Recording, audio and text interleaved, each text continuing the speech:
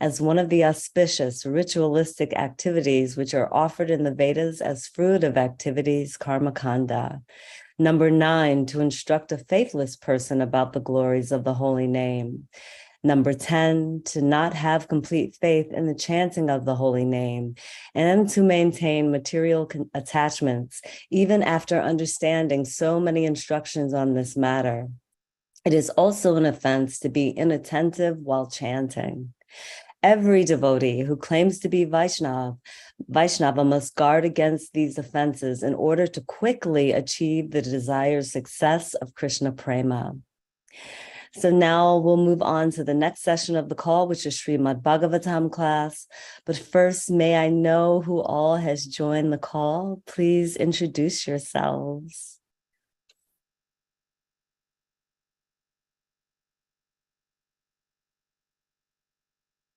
Don't be shy. Would anyone like to introduce themselves? Go Hare ahead. Krishna, Tiffany Mataji, August Srila Prabhupada and Guru Maharajis. My humble obeisances to you and all the devotees. This is Krishna Kumari Devidasi from Raleigh. Hare Krishna, Krishna Kumari Devi Dasi, Dandavat Pranam. Thank you for joining the call today. Hare Krishna. Hare Krishna, Tiffany Mataji, please accept my humble obeisances. All glories to Srila Prabhupada. This is Shyama Gauri Devi Dasi from Charlotte.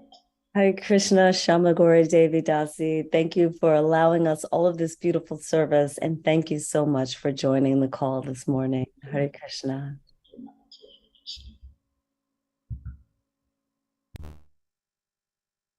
Hare Krishna, Tiffany Mataji, please accept my humble obeisances. Yashra Prabhupada, so happy to see you.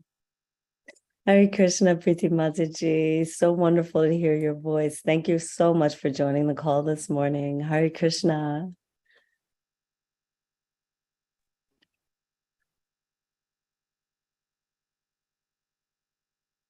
Hare Krishna, Tiffany Mataji. Please accept my humble obeisances. All glories to Srila Prabhupada and all the assembled devotees.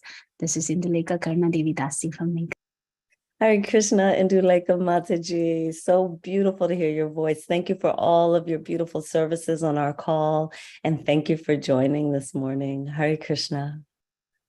Hare Krishna, Srimad Mataji, and pranam to you and all Vaishnava. Srila Prabhupada, Srila Gurudev Ki Jai, Vrinda. Oh, Hare Krishna, Vrinda Gopika Mataji. So beautiful to hear your voice. It's been such a long time. Thank you so much for joining the call this morning. Hare Krishna. Hare Krishna, Mataji.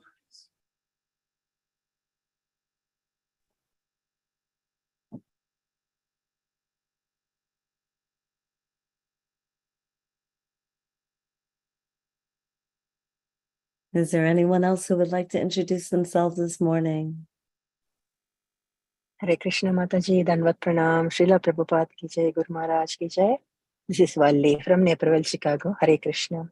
Hare Krishna, Vali Mataji, Dandavat Pranam. Thank you so very much for joining the call this morning, and thank you for your beautiful chanting every morning. Hare Krishna.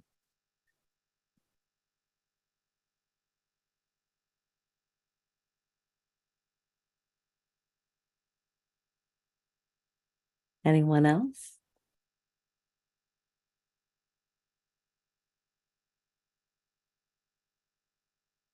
Okay. Shall we stop recording then, Mataji? Yes, let's do that.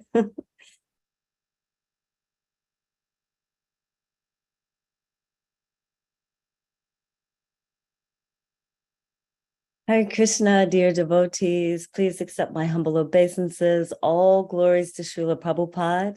Welcome to Bhakti Sangha Japa conference call this morning. Today, we are so very fortunate to welcome His Holiness Candramauli Swami Maharaj to enlighten us on the Srimad Bhagavatam, Canto 6, Chapter 17, verses 25 through 27. But before I hand over the call to Maharaj, I would just like to take a brief moment to introduce him on our call. So His Holiness Candramauli Swami Maharaj is a disciple of ISKCON founder Acharya, His Divine Grace, A.C. Bhaktivedanta Swami Prabhupada, and he's also an initiating spiritual master within the ISKCON movement. Maharaj was born in New Jersey in 1947 and came in contact with the International Society for Krishna Consciousness in Denver, Colorado at the age of 24. In 1973, he began practicing Krishna consciousness in New York City, and shortly thereafter began serving at the New Vrindavan Farm community in West Virginia. That same year, he received initiation from Srila Prabhupada, and in 1986, His Holiness Candramauli Swami Maharaj accepted the sannyas order and began preaching in Cincinnati and Columbus, Ohio. In 1995, he began serving as the resident sannyasi in Chicago, where he was based until 2013, when he relocated to Karlovac, Croatia. At present, Maharaj offers spiritual guidance around Europe, the USA, and in India. And let's see, I don't see Maharaj on the call yet. So in the meantime, is there anyone else who would like to introduce themselves on the call? Hare Krishna Mataji, Dandas Pranams for you and all the devotees here. All glories to Guru Maharaj and Srila Prabhupada. This is Eka Radhika Leela Devidasi. Hare Krishna. Hare Krishna, Eka Radha Leela. I'm sorry. Let's say your name again so that I can pronounce it properly. Eka Radhika Leela Mataji. Okay, thank you. Thank you so much. Eka Radha Radhika Leela Mataji. So sorry. And I see that Maharaj has joined the call. So please take over the call, Maharaj. We're so grateful to have your association this morning. Hare Krishna. Okay. Bring up the verse.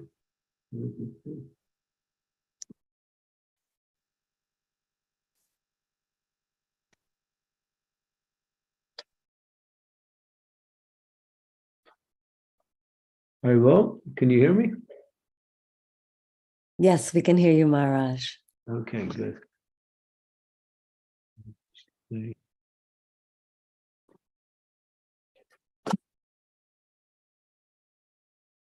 Om Namo Bhagavate Vasudevaya. Om Namo Bhagavate Vasudevaya.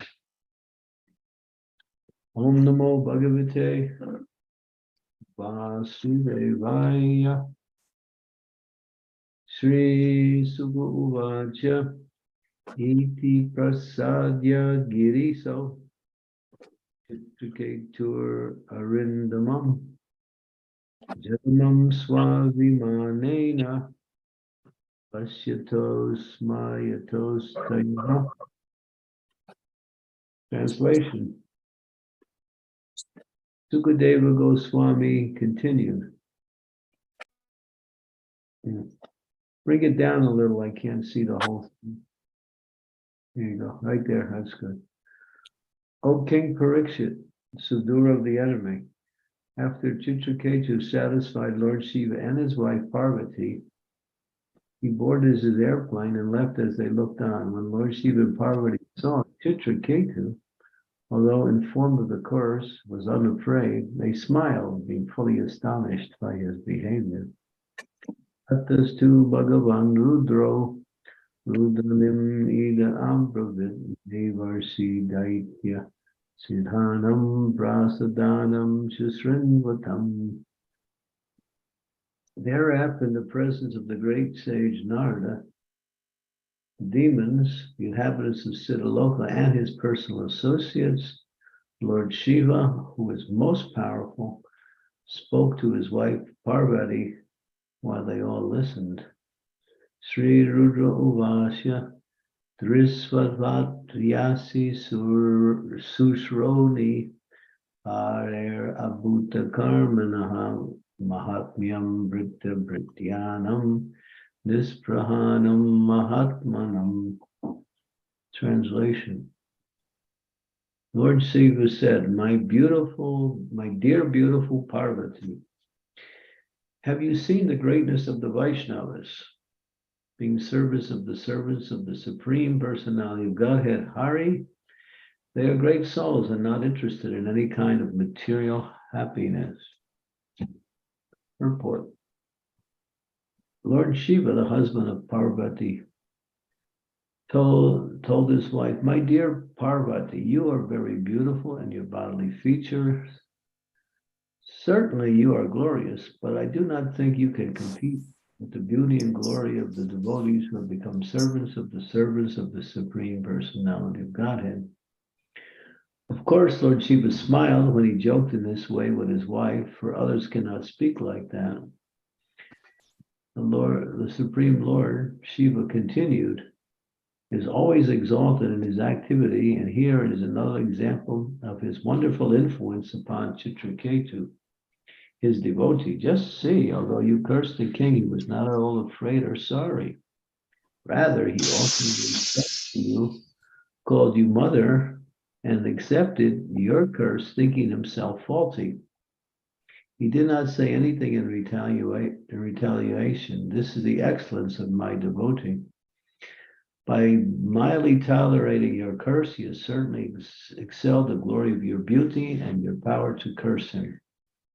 I can impartially judge that this devotee, Chitraketu, has defeated you in your excellence simply by becoming a pure devotee of the Lord. As stated by Sri Chaitanya Mahaprabhu, Tayor Api Suhishnuna. Just like a tree, a devotee can tolerate all kinds of curses and reverses in life. This is the excellence of a devotee. Indirectly, Lord Shiva forbade Parvati to commit the mistake of cursing a devotee like Chitraketu. He indicated that though she was powerful, the king, without showing any power, had excelled her power by his tolerance. Om Gyanam Timidandasya Ganajana Salakaya Chakshun Militam Yena Tasmai Shri Gurave Namaha Nama Om Vishnu Padaya Krishna Prastaya Bhutale Srimakti Bhakti Vedanta Swami Niti Nandi Namaste Saraswati Deve Gauravani Pachari Nirvisesa Suryavari Paschatya Desatarine Vanshikopa Tarubhischa Kripa Sindhu Beva Chapatitanam Pavanebhyo Vaishnavebhyo Namaho Namaha Jai Sri Krishna Chaitanya Prabhu Nityananda Sri Advaita Gadadhar Srivasadi Gaura Bhaktivinoda Hare Krishna, Krishna Krishna, Hare Hare. Hare Rama, Rama Rama, Hare Hare. Oh, it's an interesting little interaction here between Lord Shiva, Parvati, and Chitraketu. And how, although Chitraketu didn't really commit any offense, but he was seen in that way. And he was cursed. He didn't try to defend himself. He could have, saying that you really didn't understand me. He didn't try to defend himself at all. He accepted that these great personalities, Lord Shiva and Parvati, are very powerful. And therefore, what Parvati is saying about me, obviously, is true. Although it wasn't. She had assumed that he was offensive, but he wasn't offensive. Although it appeared in that way. He acted a little bit outside of the normal etiquette, but it wasn't offensive. But she saw it as being offensive, and she cursed him. He accepted the curse on his head as being the mercy of the Lord coming, and he simply offered respects and prayers to Parvati. Shiva was watching in astonishment. That's just such amazing qualities. Although Parvati is the personification of the material energy, she's very powerful. Shristi Sisti Palaya Sadhyeka Jayeva Yuga Vibhakti Durga And Chandra Rupa Yasya Apase Sate Sa Yad Govinda Mari Purusham Tamaham Bhajami. She is called Chaya, or shadow, and she can annihilate, she can create. She has many great powers. And and she's also, as Shiva indicates here, she's also very beautiful. But Shiva is saying, look at the Vaishnavas. What is their beauty? Compared to yours, their beauty is far greater. In fact, you are nothing compared to them. They accept whatever is given to them by the mercy, as the mercy of the Lord, and do not complain or do not try to retaliate. Just see.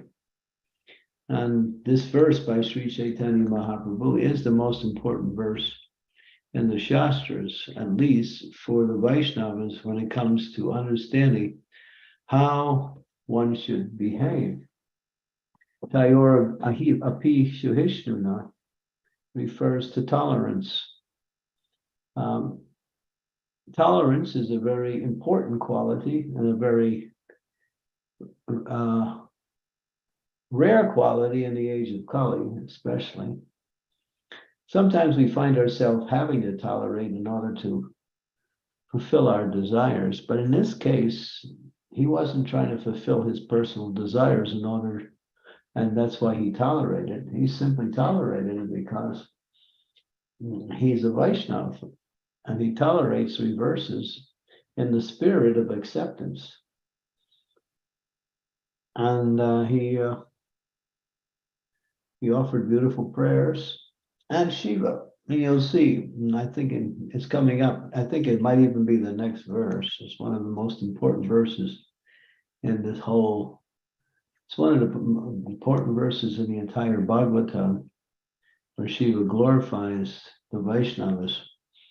But here, he's glorifying Chitraketu for his outstanding qualities. So a Vaishnava is known by their qualities. A Vaishnava is known by their activities and by their qualities, but mostly by their qualities. Because even though a Vaishnava may excel in many activities, if they don't have any good qualities, or the qualities are not up to the standard, they may be seen as something less, and they are. It's actually seen in that way. But here, in this particular case, he tolerated and was happy about it. He had a smile on his face, thinking that this is the mercy of the Lord. And it will actually prove to be in the long run, and that you're getting into the essence of this particular pastime, of the appearance of Chitraketu as he takes on the effects of a curse by taking the body of a demon. For a devotee to take on the body of a demon is like the worst thing, but in this case it wasn't, because it led to his ultimately liberation from the material energy, and ultimately his achievement of the spiritual world. So in the scriptures it says that there are 26 prominent qualities of a Vaishnava. It's mentioned in many places in the scriptures. And those 26 qualities are how a devotee lives. So these qualities are conducive to bhakti.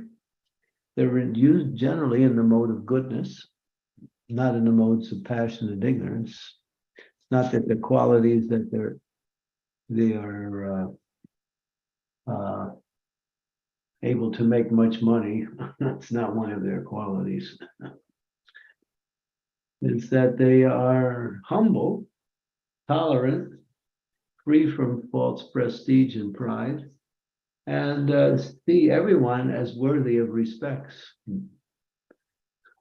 that is a Vaishnava. And that verse given by Sri Chaitanya Mahaprabhu, Trinadapi, Sunichena Tayorya Api, Sahishnuna, Amaninam Mamanadena, Kirtaniya Sadarahi. The verse ends by saying Kirtaniya Sadarahi, which means that by practicing these qualities, one can come to the platform of chanting Hare Krishna continuously without stopping. So without these qualities, it's not possible to come to that platform. And so these qualities are indigenous to the soul's existence. But because we live in this material existence, these qualities are covered by the external environment, particularly in our activities in this material world. So one has to practice developing these qualities. Qualities do in a certain way manifest themselves according to the advancement the devotee is making in the practice of Krishna consciousness. But it's more clearly understood that these qualities come by way of cultivating the qualities.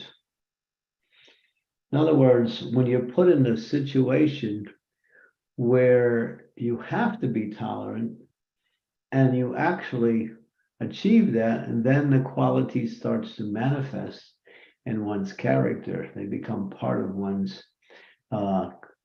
character.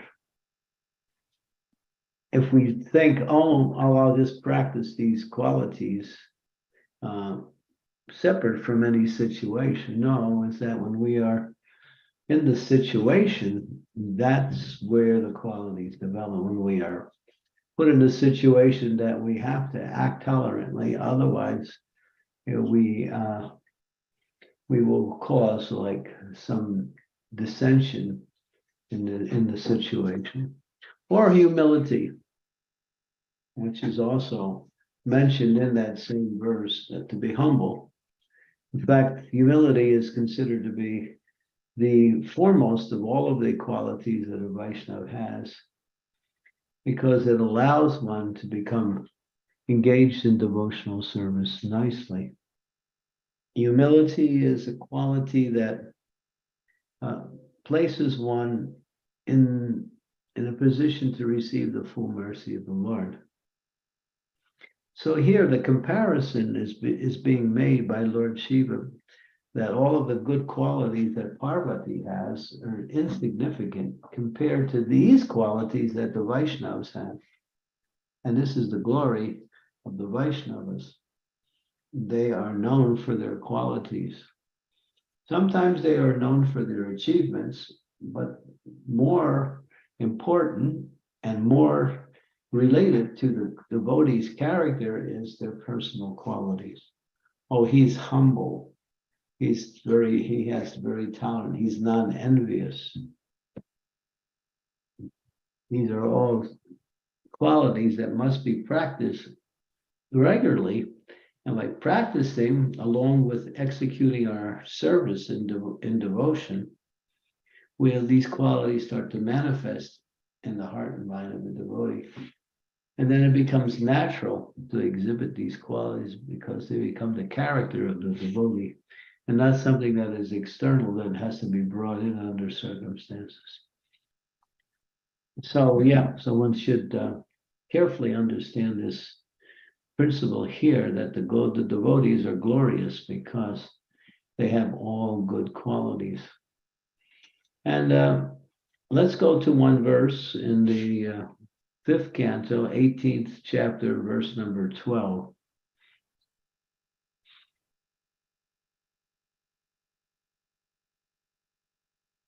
Five 18:12.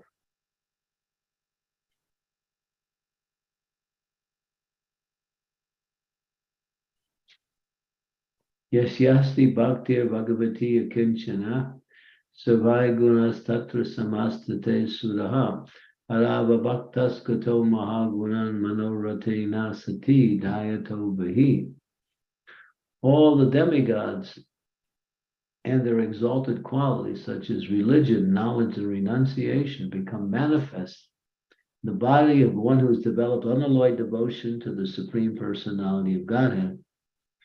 Vasudeva. On the other hand, a person devoid of devotional service engaged in material activity has no good qualities. Even if he is adept in the practice of mystic yoga or the honest endeavor for maintaining his family and relatives, he must be driven by his own mental speculation and must engage in the service of the Lord's external energy. How can there be any good qualities in such a man? So here we're hearing both. What is good qualities and how they manifest, and what appears to be good qualities, but because it is under the influence of the external energy, that means it's not permanent, it is not a good quality. And in the purport, go down the page, you'll keep going here. It says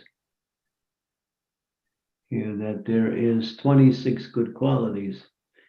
A devotee is kind to everyone, does not make anyone his enemy, truthful, equal to everyone.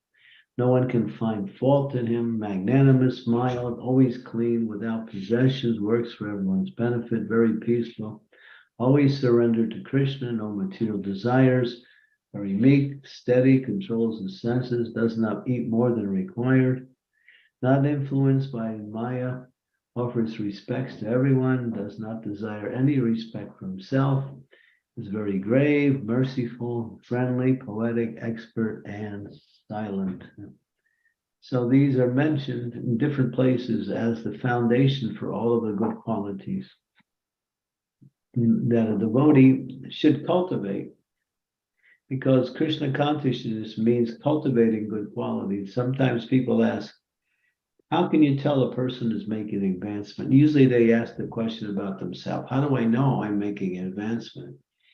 Well, here is an indication that these qualities are starting to manifest in one's character. This is one of the prime reasons why how one can understand whether one is making advancement, because these qualities will manifest by the power of one's devotional service. And so one should take a note of these qualities and try to practice them in a very regular way.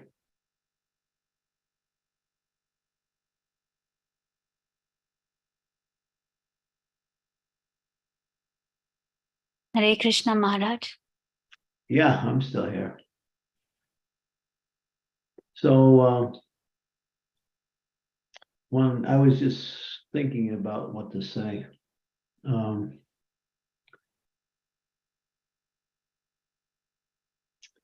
So therefore, yeah, devotional service is not simply performing an activity, but performing an activity in relationship to the quality of character of a real devotee. So a devotee is known by his character, and these 26 are the foundation for all the good qualities there. And of course, that verse from Sri Chaitanya Mahaprabhu, His Holiness Satcharup Maharaj many years ago wrote one book, and it's divided into two parts. And one part is the 26 qualities of devotees as we read here. And he explains each one of them in detail. So one should understand what it means to be truthful, what it means to be kind, what it means to be magnanimous, mild, and clean, what it means to be without no possessions.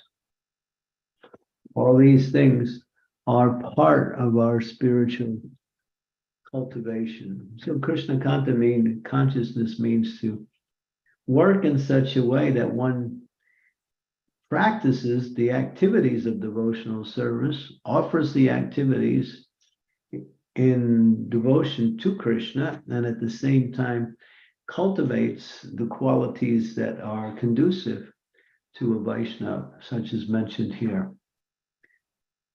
Turn to the Bhagavad Gita, chapter 13, verse number 8. Bhagavad Gita, chapter 13, 8. Chapter 13, verses 8 through 12. Yeah. Okay. Yeah, go down. Yeah, open. So here, these are the 20 qualities of knowledge. Go down to the translations. It says humility, pridelessness, nonviolence, tolerance, simplicity, approaching a bona fide spiritual master, cleanliness, steadiness, self-control, renunciation of the objects of sense gratification, absence of false ego, the perception of the evil of birth, death, disease, and old age, detachment, freedom from entanglement with children, wife, home, and the rest, even-mindedness amid pleasant and unpleasant events, constant and unalloyed devotion to me, aspiring to live in a solitary place, detachment from the general mass of people, accepting the importance of self-realization, and the philosophical search for the absolute truth. All these I declare to be knowledge, and besides this, whatever there may be, is in ignorance. And Prabhupada makes one point here as he reads, he says, accepting the importance of self-realization. And so he said this is the main quality out of all of these, that one should aspire for self-realization or Krishna consciousness.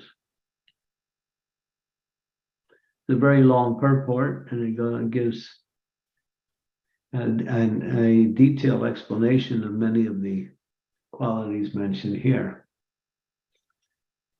So you'll find throughout the scriptures, and there are other verses also that lists in a very extensive way the qualities of a devotee. If you go to chapter 16 of Bhagavad Gita, the first verse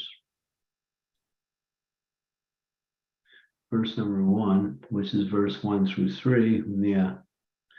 Here, it's another series of the Supreme Personality Godhead says, fearlessness, purifications of one's existence, cultivation of spiritual knowledge, charity, self-control, performance of sacrifice, study of the Vedas, austerity, simplicity, non-violence, truthfulness, freedom from anger, renunciation, tranquility, aversion to fault-finding, compassion for all living entities, freedom from covetousness, gentleness, modesty, steady determination, vigor, forgiveness, fortitude, cleanliness, and freedom from envy and from the passion of honor. These transcendental qualities, O son of Bart, belong to godly men endowed with divine nature.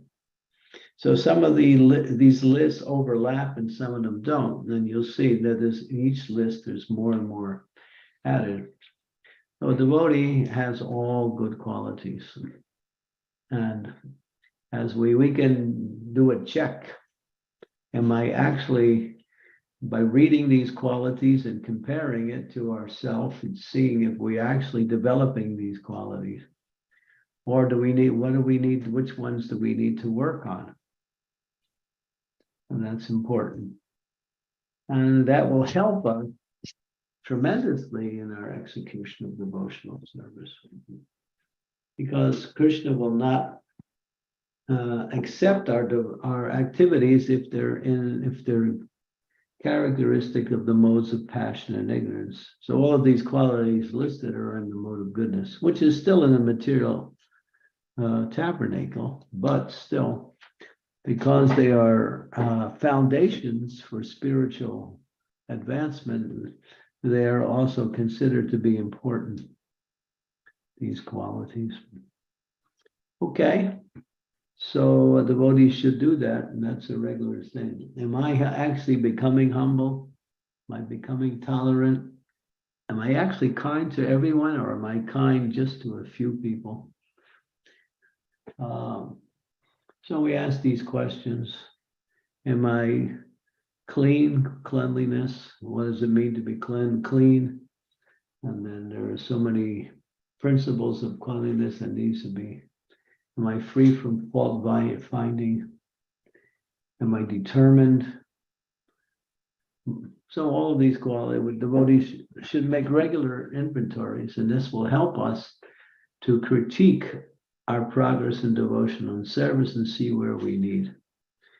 But these are foundational in our advancement in devotional service. That's why Krishna and the Acharyas give so much emphasis on qualities.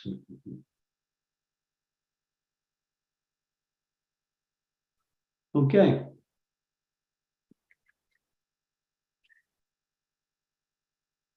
So thank you so very much, Maharaj, for such a beautiful class and enunciating the importance of Vaishnava qualities in connection to our devotional service. Mm-hmm. Thank you so much. Do you have time for questions this morning? Yeah, we do. Okay, wonderful. Sukhakar Krishna Das, I see your hand is up. Go ahead, Prabhu. Hare Krishna, Candramauli Maharaj, please accept my respectful obedience at your lotus feet. All goes to Candramauli Maharaj. Maharaj, just want to know, this 26 qualities, the fifth quality is no one can find any fault in him. Out of the 26 qualities you read now, Yeah. the fifth quality is no one can find fault in him. And the 18th quality is not influenced by Lord's illusory energy. Now, how we will know that no one can find fault? There may be many ideas, some people may not like. So how do we develop that quality that no one should find any fault in him?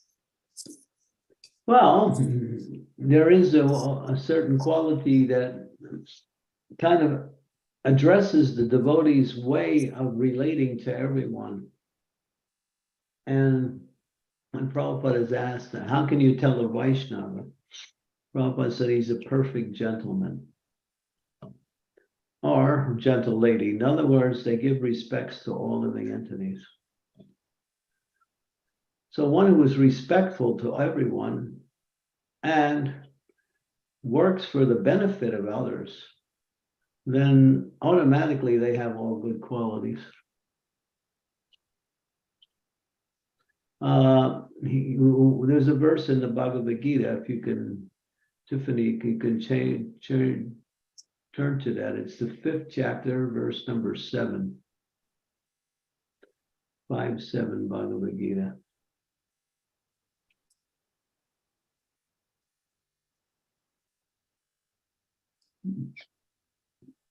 Yoga Yukta Visuratmaham Vijitatma Vitendriyan Sarva Bhutatma Bhutatma Parvanapi Nalipyate. One who works in devotion, who is a pure soul, controls his mind and senses, is dear to everyone, and everyone is dear to him. Though he's working, such a man is never entangled. So he's dear to everyone, and everyone is dear to him. He works in devotion. He acts purely, and his mind and senses are fully controlled and engaged in devotional service. Such a person, Dhira Dhira Jana Priya Priya Karo, that these qualities are mentioned in the prayers to the 6 Goswami. They were dear to both the gentle and to the ruffians. That means to the devotees and the non-devotees, because they always worked for the benefit of everyone. So that quality is outstanding. And one who is a gentleman, gives respects to others, and always works for the benefit of everyone. Therefore, no one can find fault in them.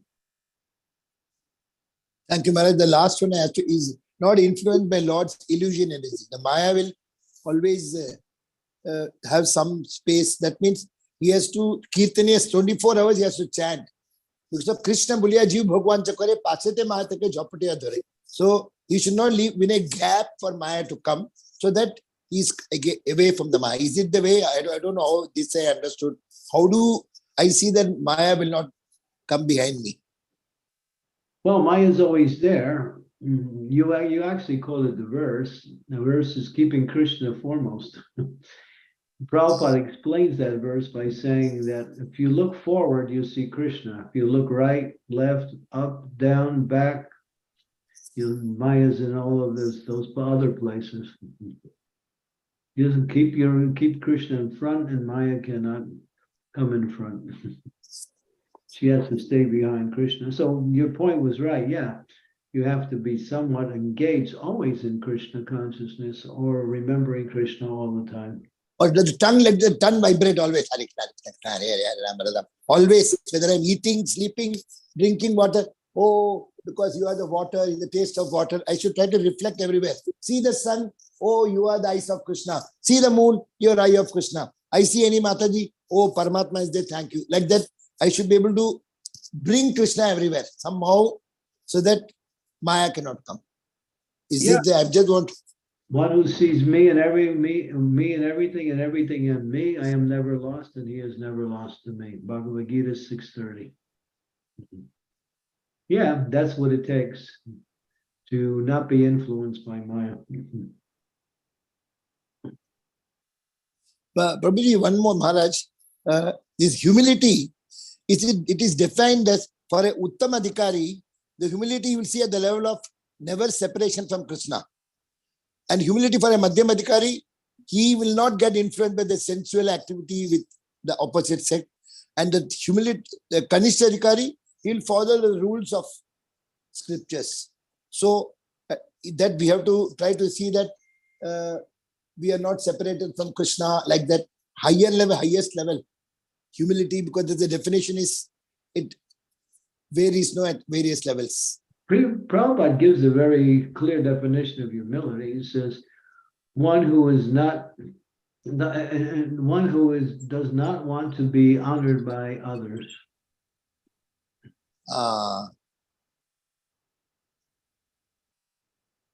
So people will honor you, but you should not. So Amanina Manadena. That you should give respect and never expect respect. Yeah, because one who wants respect, then that's a sense of false pride, thinking I'm the body. What is respecting? If a person is respected because they are engaged in devotional service, that is not the same. But still, even that should not be there, because the mercy that we need in order to perform devotional service is coming by way of the Lord, or the Lord's pure devotee. So we don't take credit for any respect given to us because of our position or because of our activities, because we know everything is the mercy of the Lord coming through us. So even in the spiritual tabernacle, the spiritual environment, even though a devotee may be nicely engaged and may be doing nice activities, still they don't want to take credit for that, because they know it's all the mercy coming from the Lord. Maharaj, in one of the lectures you were with Srila Prabhupada, I heard Amarendra Prabhu was telling that one devotee asked, which is the most dangerous quality? Eating, mating, sleeping, defending. So everybody thought it was mating, but Prabhupada said it is sleeping. Can you just put some point on that? I could not understand that. Well, he said oversleeping. In other words, we have to sleep in order to maintain the body. And we have to eat also. And there is sometimes a little bit need for defense. Mating is done in family life in order to produce children. So all of these four bodily activities are regulated by the Shastras according to the ashram. But in the case of sleeping, then Krishna mentions in the Bhagavad Gita, one should not eat too much or eat too little, sleep too much or sleep too little. One should balance that. So what Prabhupada is saying is that if you sleep more than you need, that's the most dangerous thing, because you waste time, and time is short. And the other thing is that the senses become more strong for material satisfaction. But if you sleep more, you will eat more, your senses will get activated. I think it's 1-to-1, it'll all clash. Yeah, it's connected. But if you regulate your eating, you won't also sleep more either. Yeah. Thank you very much, Maharaj. Thank you very much. Hare Hare- Krishna. Yeah, hello. My pranams at your lotus feet. Please bless us with this Damodar Purushottam Mass. All of us want to go back home. Tiffany Maharaj, thank you so much. Hare Krishna. Thank you for your enthusiasm. Hare Krishna. Thank you, Sukakara Krishna. Hare Krishna Maharaj. Questions. They were lovely. Now, Shiva Kumar Prabhuji, would you like to go ahead with your question? Hare Krishna. Thank you, Mataji. Dandavat Pranams Maharaj. Please accept my humble voice and sensitivity of lotus feet. Maharaj, from today's class, very interesting point, Maharaj, that you shared. And I have asked that question many times in the past in many classes as to the cultivation of the qualities. You mentioned the point that the cultivation happens within the situation, not away or outside of the situation. So the question just came to my mind, Maharaj, and just pardon me if it's very trivial. I'm still kind of thinking materially. If taking tolerance as an example, Maharaj, if we have to practice tolerance, say we read scriptures, we contemplate, and we would like to kind of apply it to our life. But if we have to compare it to a material situation, Maharaj, if say I want to become a weightlifter or a runner, I start the activity with a limit of my capacity, and then I slowly increase it by step. Whereas if I have to say, for example, practicing tolerance, the situation in which I am put into, I don't have the control of situation, which may demand in a scale of say 1 to 10, it may demand, and just for picking up an example, in a scale of 1 to 10, the situation demands me to kind of tolerate at the rate of 8 or 9, but my capacity is just 1 to start with. So basically the situations in our life, they are not in our control to kind of apply these qualities in a level that I can kind of practice step by step as against material. You have the control to respond according to the situation. You can't control the situation, but your response is what's within your control, how you're going to respond to it. So some situations are more provocative than others. And so how much you can deal with and what is the nature of that tolerance. Sometimes tolerance is seen as inactivity when there should be some kind of response to a situation. Now that you need to discriminate. Just like if someone is being offended in your presence and you simply tolerate it, then you also become somewhat implicated in that offense. You were meant to say something to respond to the person. Just like King Parikshit didn't tolerate the bull and the cow being beaten by the low-class man. He came and he immediately drew his sword to chastise the wrongdoer. So sometimes in the position, just like there was this one particular incident where one famous non-violent proponent was declaring his position of being nonviolent in every circumstance. So one reporter approached him and said, "My dear sir, you claim you're a nonviolent and all, but what happens if someone comes along and violates your daughter? What are you going to do? Are you going to respond?" And he said, well, he didn't answer directly. He said, "In no circumstance I will act violently." And so the reporter pushed the point, and then finally the reporter says, "Actually, you are violent because you failed to protect those who require protection." So that's the wrong kind of tolerance. So the situation has to be understood accordingly, along with the persons involved and how you respond to it. But usually for ourselves, if we are attacked on a personal level, we can tolerate it and try to learn from it and take shelter of Krishna. But when it comes to other situations, we might have to somehow respond. Maybe not in a violent way, but in some way to ameliorate the situation or to block the wrongdoer from continuing. If that's the situation. So this is it's a situation response and not a simply complete, there's a definition that applies in all situations. Mm, mm, mm. So you have to see how to respond in a Vaishnava way. Mm. Or not respond. Shivakumar, you have to address Maharaj as respectful obeisances.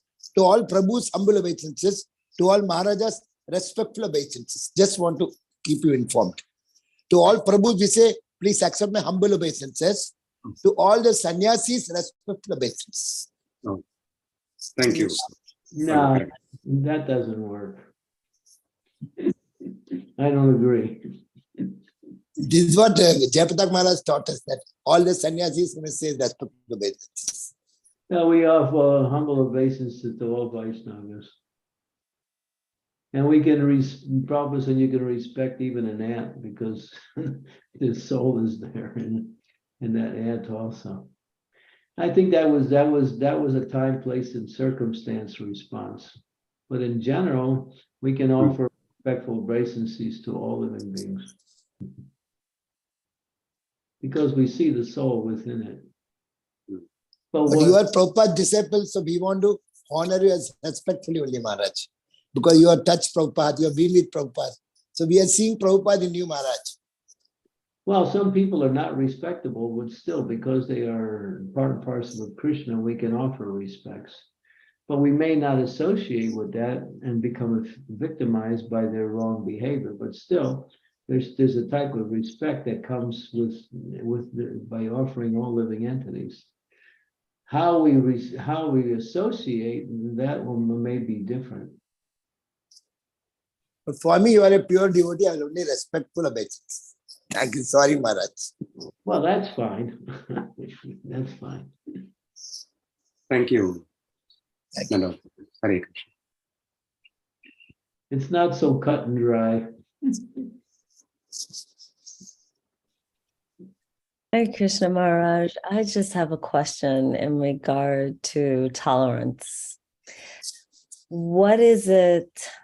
Let me see how I want to say. I guess, what is it about us that gives us a lack of tolerance, basically? What is it that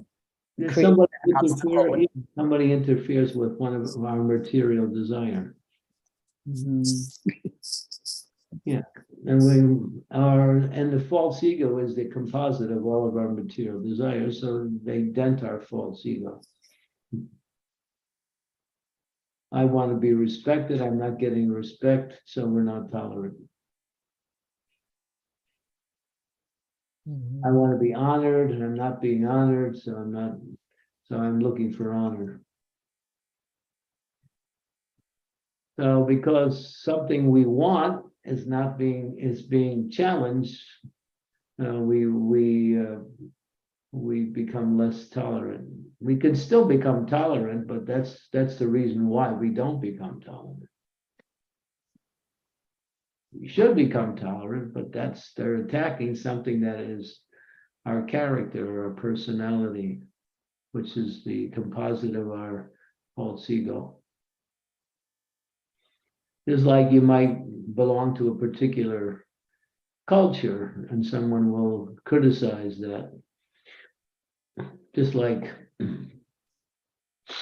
Bhakti Tirtha Swami said to Srila Prabhupada,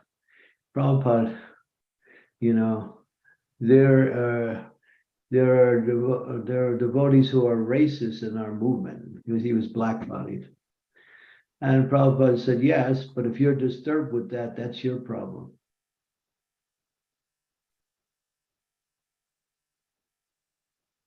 He made the point, yeah, what he was saying was true, but if you're disturbed by that, that's your problem.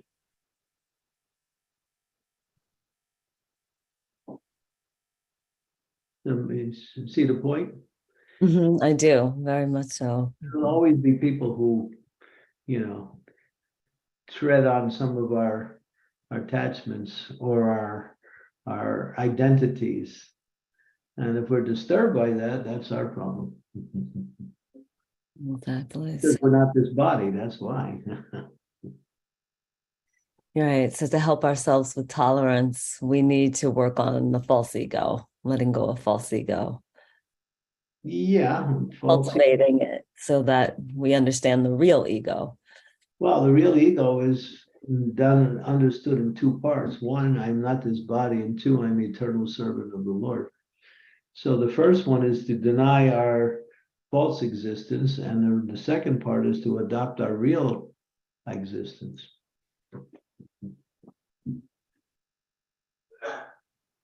Thank you, Maharaj. Thank you for a beautiful answer and very direct. I really appreciate that. Sri Devi Mataji, I saw you had your hand up. Did you want to ask a question? Yeah, I did actually want to ask, but I think Maharaj has already answered it just now with that racist comment about Bhakti Tirtha Maharaj. Okay. I saw another hand up too somewhere. That disappeared too. Dear devotees, is there anyone else who has a question for Maharaj? We're so fortunate to have him with us today, so let's take advantage of his association.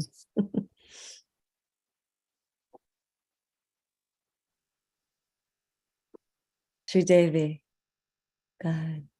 I think I will ask this question anyway. Dear Guru Maharaj, my humble obeisances, all glories to Prabhupada. Maharaj, I was curious to know a little bit more about Srila Prabhupada's reply to Bhakti Tirtha Swami, who said, you know, there is problems in the movement. So when we come across something similar in our institution of ISKCON, how should we respond to that particular disturbance? Depends on the disturbance, depends on the person, but it depends on the situation. There's no blanket answer for that. Respond or not respond depends on what is beneficial for the situation. What will ameliorate the situation? What will bring forth Krishna consciousness? These are the criteria by which you act. So should we take some kind of action if we see that a certain department is not behaving correctly towards devotees, or they have a track record of being very rude and not very nice to devotees? Should we bring it to the attention of higher authorities, or we are supposed to tolerate it? That's up to you.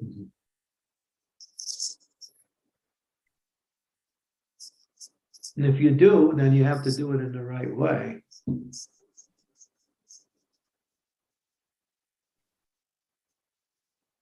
What would be the right way, Guru Maharaj, please? Yeah, the right way is to alert the authorities, as you mentioned. Okay, thank you. My humble obeisances.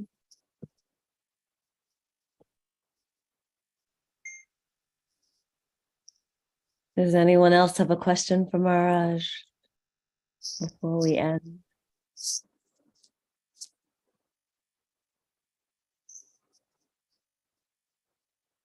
Okay, dear devotees, let's all pay our humble and respectful obeisances to Maharaj for his time and association and enlightening us on such beautiful topics today.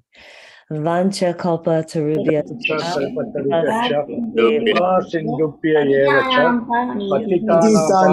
pavanebhyo Vaishnavebhyo namo namaha. Bhagavatam Ki jai. Srila Prabhupada ki jai. His Holiness Candramauli Swami Maharaj ki jai.